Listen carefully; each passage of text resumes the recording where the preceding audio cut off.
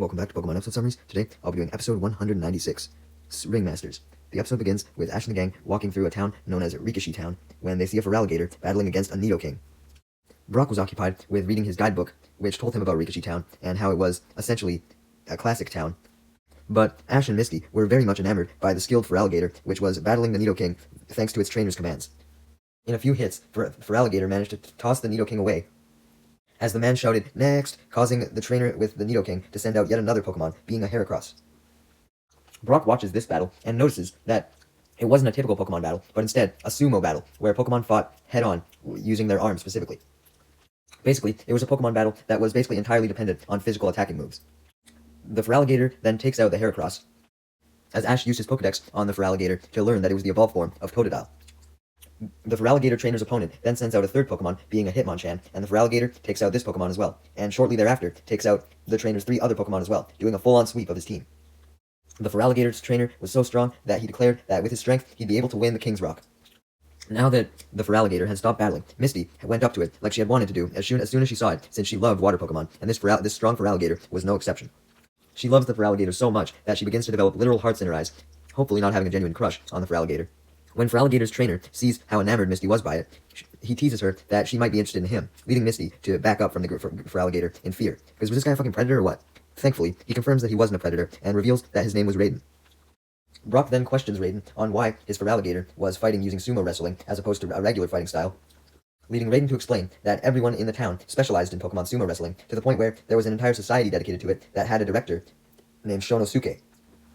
Ash and the gang express interest in learning more about Pokemon sumo wrestling, so Raiden takes Ash and the gang to Shonosuke, and he explains the more detailed rules, which was that Pokemon only had to rely on their physical skills and not use any other special attacks or anything of the sort. While Shonosuke was talking to Ash and the gang, Raiden took the opportunity to resume training with his Feraligatr. Ash and the gang questioned if Raiden wanted them to go in case they were distracting him, but Raiden clarified that he liked the attention and simply told them to watch. Ash took this quite literally, as he watched the Feraligatr hit a column with extreme power. This gave him the idea to send out his Totodile and have him watch as well, so that Totodile could become inspired at the fact that one day he may evolve into a Feraligatr and become just as strong. Ash and the gang then overhear Raiden talking to his Feraligatr about winning a King's Rock again, leading Ash and the gang to question Shonosuke what Raiden meant by this, leading Raiden to reveal that a King's Rock was being given out as the prize for a Pokemon Sumo conference that was being held today. Specifically, it was being given to the winner. Shonosuke also explained that Raiden was well known all throughout the town, and a lot of people expected him to win this year's Sumo conference with his Feraligatr. Brock and Misty were instantly interested in watching the sumo conference, wanting to see some sumo battles in action, but Ash, on the other hand, didn't just want to watch, no. Upon hearing that Raiden was set to win, he wanted to defeat Raiden and prove that he was better, despite never having battled in a sumo match before. Misty and Brock reminded him of this, stating Ash was better at regular battles, and that he should stick in his lane of going to gym badges to win the Johto League, as opposed to trying to win a sumo conference. But Ash rebuttals that he could do good in any kind of battle, no matter the circumstances. Raiden overheard Ash's want to beat him, and dared him to enter, informing Brock and Misty that Ash was right. He could do more than one type of battle if he really wanted to, stating that he used to do both Pokemon Sumo matches and regular matches in an attempt to compete in the Johto League, but he just got so good at Sumo matches that he decided to focus all of his time on them. With Raiden daring him, there was no way that Ash could back down from the Sumo conference now, and he declared that he was going to start training both his Totodile and Pikachu to enter the conference. However, Shonosuke clarified that Ash couldn't enter Pikachu and Totodile because any Pokemon you entered for the Sumo conference had to be at least 80 kilograms, because, you had to fight Sumo style, and Totodile and Pikachu were obviously too small to do that. Upon learning this, Ash goes into the town's Pokemon Center and calls Professor Oak on the computer, requesting him to send him his Snorlax. Oak asks why, leading Ash to reveal that he wanted to enter a sumo contest and he needed a Pokemon that was 80 kilograms or more, and Snorlax definitely fit the bill. Oak agrees to send Ash his Snorlax, stating that it has eaten so much since it arrived at the lab, it's probably grown even bigger than the last time Ash had saw it. Oak then reminds Ash that he needed to send him one of his Pokemon before he could send the Snorlax, since Ash could only have 6 Pokemon on hand. Oak specifically requests that Ash send him his Noctowl so he can research Noctowl's unusual coloring, because, shiny Pokemon are extremely rare, and he wanted to research it. So, Ash agrees and gets his Snorlax in exchange for his Noctowl. Coincidentally, the registration center for the Sumo contest was also the Pokemon Center. So there was a lot of Pokemon in the center that were very big and intimidating. There was a Blastoise, a Golduck, a Golem, Machamp, Kangaskhan, Rhydon, Quagsire, Ursaring, and a Granbull. Also at the registration area was, of course, Nurse Joy, who was in charge of getting all of the Pokemon on the scale to make sure they were of the appropriate weight. Waiting in line to go on the scale was none other than Team Rocket, who were in traditional disguises, calling themselves Jessie Yaki and Jamie Suzuki, as Jessie planned to enter her Wobbuffet into the competition, disguised as a Miltank, nicknamed Milky. That's what Jessie wanted to do anyway. As for James and Meowth, they didn't even really think that Jessie's plan made sense, as they questioned why she even wanted to enter the sumo contest, with Jessie explaining that she wanted to see if Team Rocket could actually win something for once if they tried something they'd never done before, stating that she wanted to actually have some dignity and respect. James and Meowth are extremely worried that Wobbuffet is going to blow his disguise when it goes on the scale. But all that happens when Wobbuffet goes on the scale is the revelation that Wobbuffet weighed exactly 80 kilograms. So Nurse Joy confirmed that Wobbuffet could enter, believing it to actually be a Miltank. However, she was extremely confused as to why the Miltank's face was blue and why Miltank only weighed 80 kilograms. Wobbuffet then almost blew its cover by shouting its name like Pokemon usually did, but Jessie covered Wobbuffet's mouth just in time and warned him not to do that, otherwise there would be consequences. Despite Jessie and Wobbuffet now being officially entered in the sumo competition, James and Meowth still had their concerns, especially since Wobbuffet was only just 80 kilograms, and all of its competition was well over that. Jessie responds by screaming at James and Meowth not to doubt her, explaining that she had already planned everything out. She had a plan that was going to ensure Wobbuffet could win, despite it being at a weight disadvantage. Meanwhile, Ash then sent out his Snorlax and had him get on the scale. Snorlax was so fat, though, that it actually managed to break the scale, leading Nurse Joy to remark how it was a good thing that Ash was the last competitor in line, because otherwise they wouldn't have been able to use the scale for any other competitors. Ash simply laughs embarrassed, as Nurse Joy obviously confirms that Snorlax surpassed the weight limit, so it could enter. With all the competitors now entered, it was now time for the opening ceremony, as all of the competitors and their Pokemon walked out into the stadium, including Ash and Snorlax, although Snorlax had to be carried on a stretcher, as it wasn't able to walk out on its own, because it was still asleep. This caused Ash to worry that he wouldn't be able to participate after all. But thankfully, when Shonosuke came out to introduce the competition, and its prizes being both a King's Rock and a year's supply of Pokemon food, Snorlax then suddenly woke up and was eager to participate, likely due to hearing about the year's supply of Pokemon food. Shonosuke then explains the rules of the sumo contest and introduces each of the Pokemon competing. Ash and the gang then meet up with Raiden in the waiting area just before the competition began, and express their amazement at all of the other competitors' huge Pokemon, with Raiden clarifying that the Pokemon had to be huge if they wanted a chance at winning. When Ash and the gang take special interest in a Blastoise, Raiden clarifies that Blastoise was the one who won the sumo competition last year, so he was a huge threat. Raiden's Feraligatr was well aware of this as well, and immediately glared at the Blastoise, viewing it as its biggest rival, leading the Blastoise to glare back, with Ash realizing that Raiden and Blastoise's trainer must have had a rivalry of some kind, and state how you could cut the tension with a knife between the two. Misty, Brock, and Ash's Totodile, for that matter, made their way into the stands to watch from the audience as the sumo tournament then began, with the first match being between a trainer with his Ursaring and Team Rocket and their Wobbuffet disguised as a Miltank. The referee of the match, as well as Misty and Brock, point out how the supposed Miltank obviously had a weird-looking face due to it actually being Wobbuffet. But Jessie, who was the one commanding Wobbuffet while James and Meowth were in the stands, tries her best to ignore everyone's doubts, as James and Meowth remind her to use the secret plan that she told them about. This leads Jessie to use counter when Ursaring went in for an attack, which deflected the physical hit back, sending Ursaring flying, knocking it out, giving Wobbuffet the win instantly. However, right as the referee officially declares Jessie and quote-unquote Miltank as the winner, Shonosuke then protests, interrupting the referee, informing the referee that the Miltank, quote-unquote, had used counter, which was against the rules, since you weren't allowed to use any actual attacks. So therefore, Shonosuke then used his influence to disqualify Team Rocket, with Raiden clarifying that Shonosuke was allowed to do this as he was the director of the whole sumo society, so if he found that a call the referee made was bullshit, he could immediately veto it. Also adding that it rarely happened. An angry Jessie and James try to tell Shonosuke that he was just going old and senile, and that they didn't actually use counter. However, Shonosuke knew they did, so he doesn't accept their request to not be disqualified. This leads Team Rocket to get extremely angry and declare that they were going to take revenge on the sumo society and take off their disguises and do their motto. Wobbuffet also takes off his Miltank disguise, revealing himself as well, which enrages Shonosuke even more, as he yells at Team Rocket for breaking the rules of the sumo contest, not just in one way with a counterattack, but also with the fact that they used a Wobbuffet, because certain Pokemon weren't allowed to be used in the competition, since a Pokemon had to be known to be physically strong if they wanted to compete, and Wobbuffet wasn't one of those Pokemon. Team Rocket rebutted that the rules of Pokemon Sumo were stupid as fuck, and revealed that they planned to steal all of the sumo trainers' Pokemon. They planned to do this by defeating all of the sumo Pokemon with their Arbok and Weezing respectively, along with Meowth. However, all the sumo Pokemon were probably too strong, because before Team Rocket could even send out Arbok and Weezing, Raiden and his Feraligatr used a Hydro Pump to send Team Rocket blasting off. Shonosuke thanks Raiden for saving the competition by blasting off Team Rocket, though reminds him that he couldn't use a Hydro Pump in the actual competition, with Raiden confirming that he wouldn't, as the competition then resumed, with Raiden's battle actually being next, which was against a trainer and his Golem.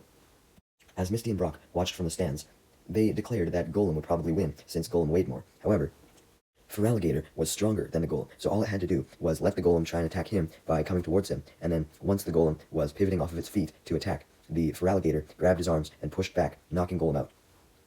Ash saw this win from the waiting room, and declared that he would try his best to mimic Feraligatr's fighting style in hopes that it would help him win. A few more battles then went by, and it was finally Ash's turn to step out of the waiting room with his Snorlax and face his first round opponent, a trainer with his Poliwrath. Right as the battle begins, Ash reminds Snorlax of the prize of a year's supply of Pokemon food to give Snorlax some motivation. But before Snorlax could actually do anything, Poliwrath simply ran in to attack, although it ran into its fat belly, which caused Poliwrath to get reflected off and bounce off of Snorlax's badass skin. The bounce is so huge that Poliwrath gets knocked out of the arena as a result, giving Ash and Snorlax the win. Misty, Brock, and the referee were all immensely shocked by Snorlax's win. However, they were all even more shocked, as they then saw Snorlax already going for the prize of food, believing it just needed to win one battle in order to get the food. Thankfully, before Snorlax could dig in, Ash recalled it into its Pokeball.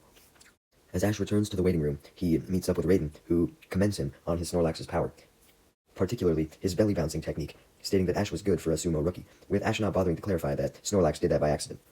Meanwhile, Team Rocket had blasted off just outside of the sumo arena, and they eventually managed to find a paw print from one of the competing Pokemon, as some fans of it had asked it to give a paw print to them, essentially in honor. Unfortunately, the fan who received the paw print obviously dropped it, since Team Rocket was able to find it, and once they did, this gave Jesse the idea to create a whole bunch of fake paw prints claiming to be from all of the competing Pokemon, so that people would buy them, and as a result, Team Rocket would make a lot of money. And they would also be able to potentially steal all the Pokemon again, since they could go back into the stadium disguised as salesmen. While Team Rocket was planning this, the competition was continuing as both Ash and Raiden made it to the semifinals after defeating a whole bunch of opponents. Ash's opponent in the semifinals was set to be a Machamp, while Raiden's was set to be the Blastoise, the winner from last year. Raiden was very excited to try and defeat Blastoise, and he was the first one up, so the battle between Feraligatr and Blastoise began.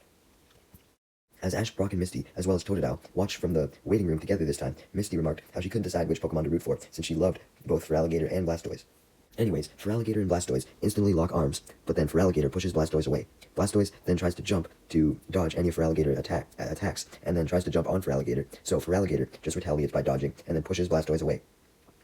The Blastoise doesn't give up though, and pushes Feraligatr back, pushing it almost to the line, almost knocking it out of the stadium.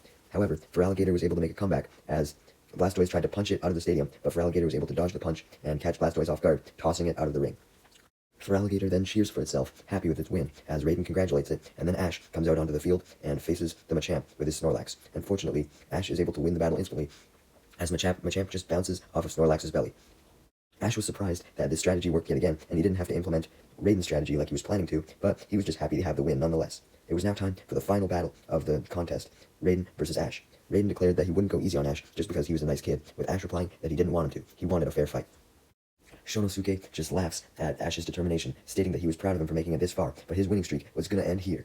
This caused Shonosuke to laugh at Raiden's spirit, and he wished both competitors good luck, though he hyped Ash up, stating that Ash should be proud of himself since he was the first rookie ever to reach the finals of the sumo tournament. Snorlax goes in for the first attack when the battle begins, but Feraligatr catches Snorlax off guard by dodging, and since Snorlax was so surprised, it begins to lose its balance and almost fall over. Feraligatr uses this to its advantage to grab Snorlax and try and toss it out of the arena.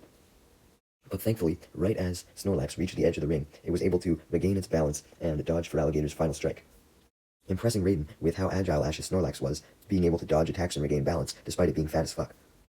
Snorlax and Feraligatr then lock hands, and it looks as though they were pretty evenly matched, but Feraligatr manages to get the upper hand and begins to push Snorlax out of the ring yet again. However, Ash tells Snorlax to relax and take a deep breath. This inflates Snorlax's belly even more than usual, allowing Snorlax to push Feraligatr away with its belly. Feraligatr immediately walks up back to Snorlax though, and locks hands with it yet again, and is able to get the advantage yet again, as it tosses Snorlax away. This ended up not working in Feraligatr's favor though, as it wasn't tossed out of the arena, but instead still inside the arena, and since Snorlax hitting the ground created such a big impact that an earthquake happened. The entire stadium began shaking, including the stands where Brock, Misty, and Shonosuke were watching. As a result of all this shaking, Feraligatr begins to lose its balance, allowing Snorlax to push it out of the ring, although only far enough to push one leg of Feraligatr's out of the ring. Fortunately though, this was enough to give Ash the win, as the referee declared that Ash was the winner of the entire competition, much to Brock, Misty, Pikachu, and Totodile's joy. Misty wasn't just filled with pure happiness though, as a part of her was also sad that Raiden and his Feraligatr lost, due to Misty loving the Feraligatr. Both Shonosuke and Raiden then congratulate Ash on his win, as Ash hugs Snorlax, congratulating it himself, as the prize ceremony then begins. During the prize ceremony, Snorlax was in the best mood it was ever in, as it knew that it was about to get some tasty food, and it certainly did, as Ash was then awarded both the King's Rock and the year's supply of Pokemon food. Snorlax couldn't restrain itself any longer, as it immediately rushed to the food, and ate the year's supply, quote-unquote, in mere seconds, falling asleep afterwards, as you'd expect. Ash then uses his Pokedex, which tells him that Snorlax wasn't just sleeping, but it was using rest to recover its energy. Ash then recalls Snorlax into its Pokeball, actually thanking Snorlax for eating all of the food, as now they didn't have to all haul it back while they were journeying. Imagine having to carry a year's supply worth of food while you were walking on the road. Raiden and Ash then say their goodbyes to each other, with Raiden shaking Ash's hand and wishing him good luck in all of his Johto League battles, assuring him that he could do good in both regular battles and sumo battles as well. Ash's Totodile then says goodbye to the Feraligatr as it dances around happily when the Feraligatr tells it that one day Totodile may be just as strong as it. As a picture of Snorlax is then hung up in the Sumo Stadium's Hall of Fame to honor it, Ash then goes back to the Pokemon Center and calls Oak on the computer, telling him that he would like to send his Snorlax back in exchange for his Noctowl. Oak questions why Ash wanted to do this, stating that he still wanted to research Noctowl some more to find out about its unique coloring, but Ash explained that he needed to send Snorlax back, as he knew he wouldn't have enough food to keep it fed. Oak was disappointed somewhat, but accepts Ash's request, taking back his Snorlax and sending him his Noctowl again, as Ash apologizes to Snorlax for not being able to feed it. The episode then ends with one last scene from Team Rocket, who had since made bags and bags worth of fake Pokemon paw prints and returned to the stadium so that they could begin selling them to the trainers, only to find out that the sumo tournament was already done by the time they arrived, much to their dismay, as they realized that they would now have to wait until next year's tournament to sell them, so they would still be poor for at least another year, or most likely longer since they would probably forget about this.